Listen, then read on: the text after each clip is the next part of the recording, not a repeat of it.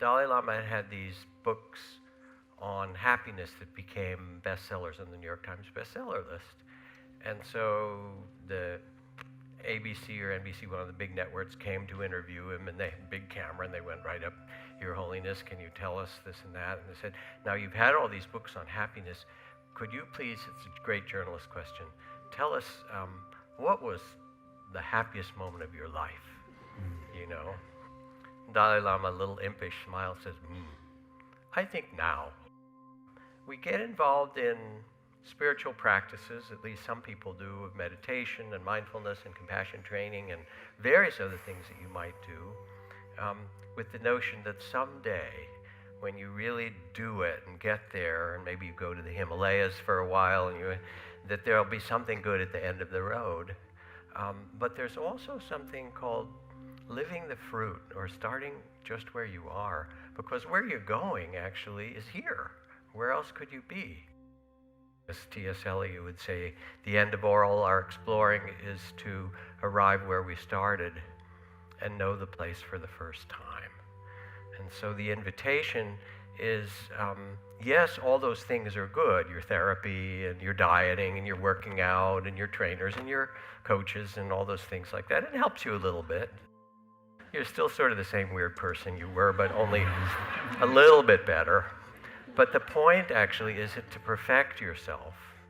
If anything, it's to perfect your love and your ability to be alive and present where you are. And that can't be taken from you or given to you.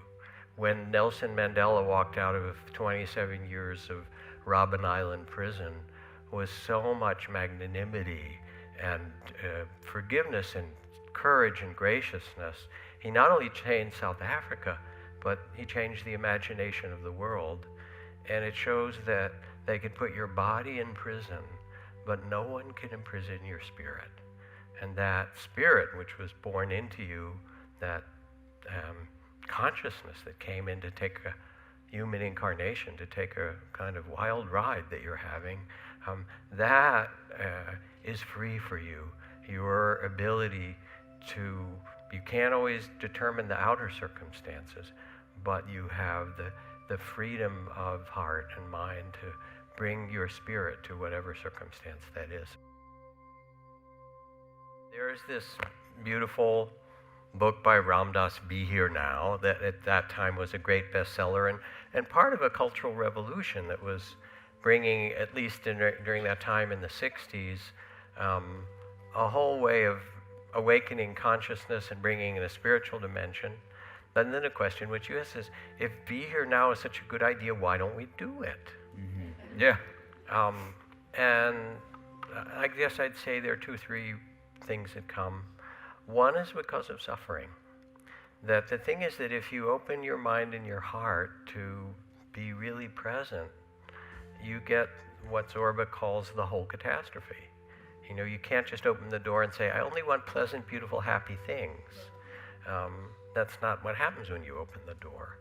And so when you, whether it's meditate or invite yourself to be more fully present, the blessings are you see the eyes of your children or your lovers or your family or the people walking on the street.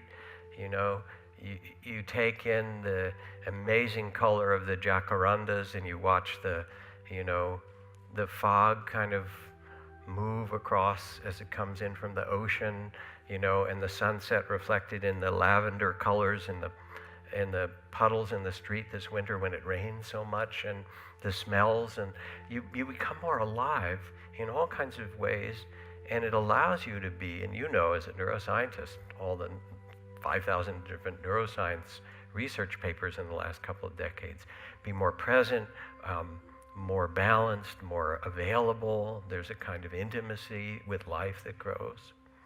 But it also means that if you have unfinished business of your heart, and you start to sit quietly and put on the little half smile from Thich Nhat Hanh and say, now I'm going to sit and be peaceful.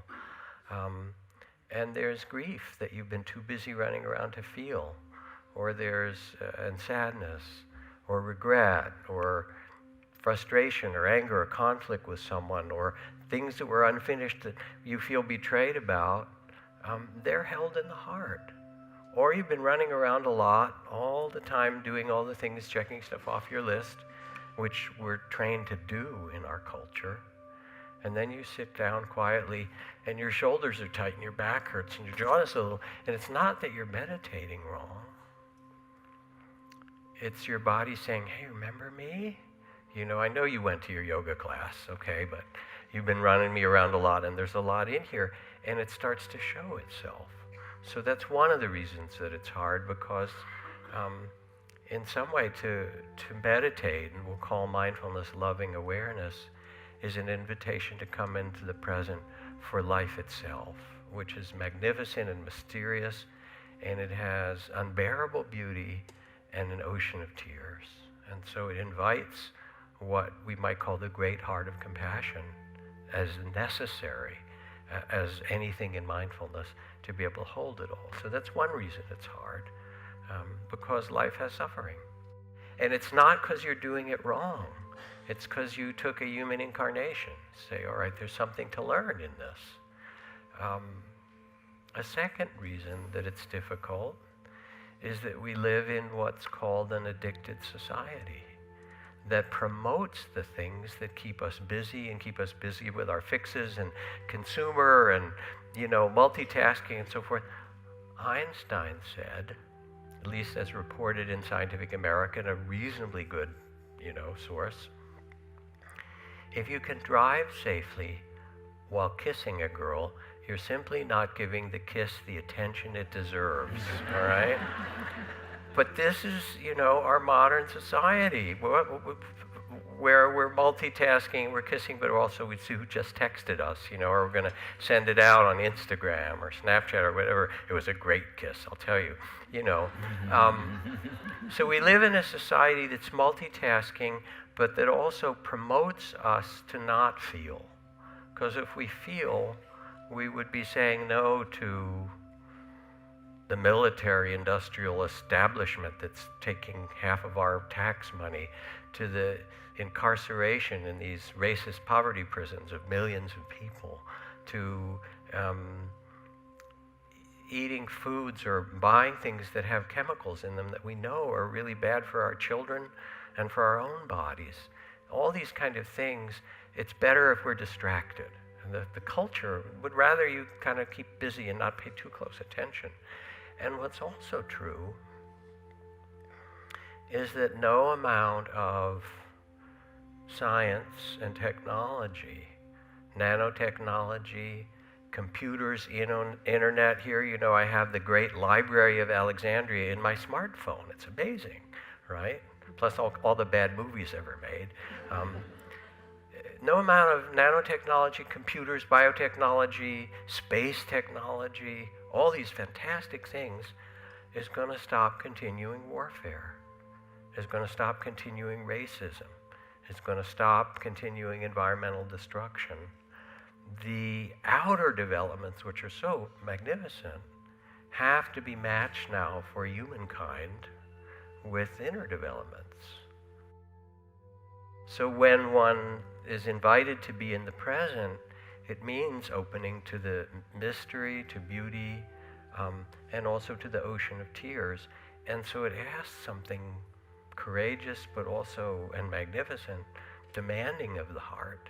And it takes some practice to do it. From the Buddhist teaching, there is suffering in life. And there are causes for it: greed, hatred, anger, confusion, ignorance. And there's a freedom from it that one can find in one's own life and heart. And there's a path or practices that bring that kind of freedom. We each carry a certain measure of sorrows because it's part of the human journey.